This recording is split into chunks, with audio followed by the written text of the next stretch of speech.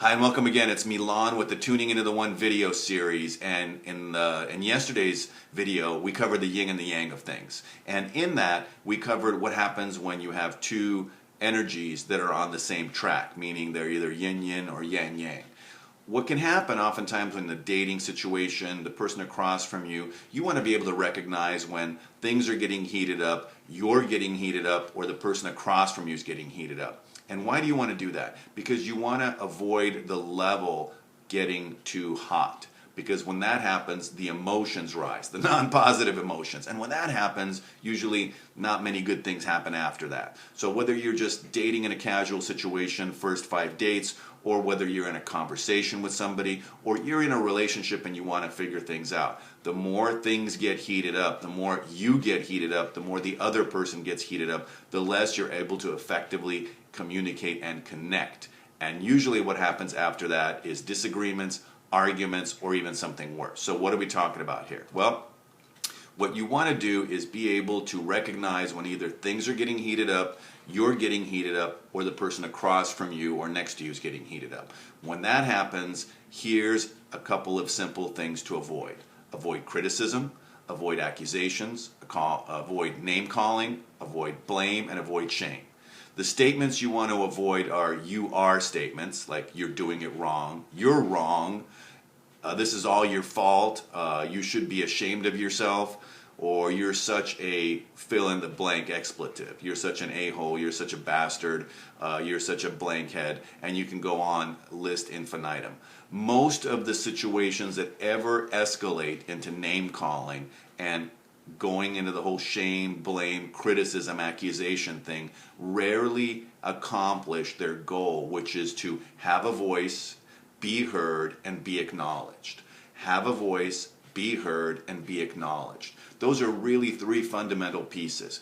When you recognize that something's happening that's heating up, the situation's heating up, the conversation's heating up, you're heating up, the other person's heating up, then you want to be able to take a time out, take a break, take a deep breath, and just take a pause for the cause. Why?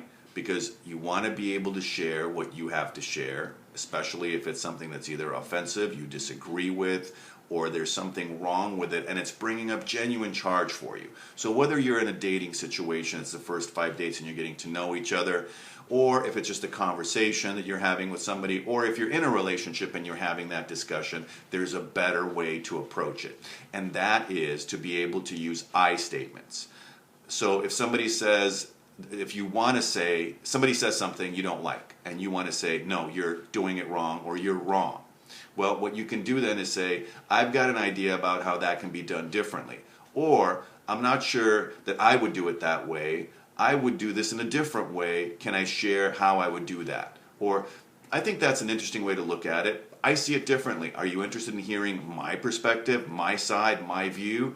I don't want to find blame or shame or fault with anyone because that's not going to get us very far or anywhere.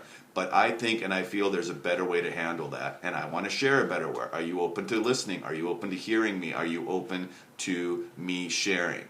And then you can thank them for sharing and tell them that, hey, we all have a right. So you can structure this very simply. Move away from you statements, go towards I statements. When you're thinking about emotions really starting to pick up, you can say, "Hey, is it okay with you if we table this conversation because things are getting heated up? Maybe we can discuss it later." And then take your foot off of that kind of accelerator into that possible rabbit hole situation of anger or frustration or accusations and blame and shame and all those other things that usually don't end up well. If somebody says something you don't like, if somebody says something offensive, if somebody says something you disagree with, you can easily go with like I said, I statements. "I've got an idea about how that could be done differently. I'm not sure that I would do that way. I would do it in a different way. Can I share with you, or are you open to listening to what I have to say? I think that's an interesting way to look at it. I see it totally differently. I don't agree with that particular perspective. I have a different perspective. Are you interested or open to hearing my side, my view, my perspective on that?" And then you thank them for sharing. and you let them know, I don't want to go back and forth with a bunch of name calling. Now, if something's important enough and you're going around in circles, the rule of thumb, the best rule of thumb is 3 times. So if you're repeating the same information over and over and over, then you're back to everybody in the conversation having a voice, being heard, and being acknowledged. So that's where you want to focus. Away from the shame, the blame, the criticism, the accusations, and towards the I statements, focusing on what it is that you have to share. You have a different perspective. You think that's interesting. Wow, you're not sure you would do it that way. Start with that softer edge. So if somebody makes a flat out statement that you just completely disagree with, rather than saying you're wrong, you can come back with, well, I don't really agree with that particular perspective, or I don't agree with what you just said. I have a different way of looking at it. Are you interested in hearing my side? You'll get so much more receptivity, and really all we all want to do is get along. And when we don't understand each other, when misunderstandings enter, then they escalate, and then the emotions get a little bit higher. And when that happens, it gets escalated and escalated and escalated. And I have not seen one situation where something good has come out of that, except to sit back down and try it again in a different way. So when you're looking at these things, remember I statements. And just to avoid the blow-ups and the breakups and the heated energy, you can always go with an apology, and it doesn't have to be a personal one. You can make it about the situation. I apologize that you and I see things differently, and I think there's always room for people to agree to disagree. And remember the old saying, to err is human and to forgive is divine. So forgiveness is wonderful if you can go there, but if you can't, avoid having things get out of control and really keep them from boiling over. When you do that, then unnecessary situations and regrets are avoided.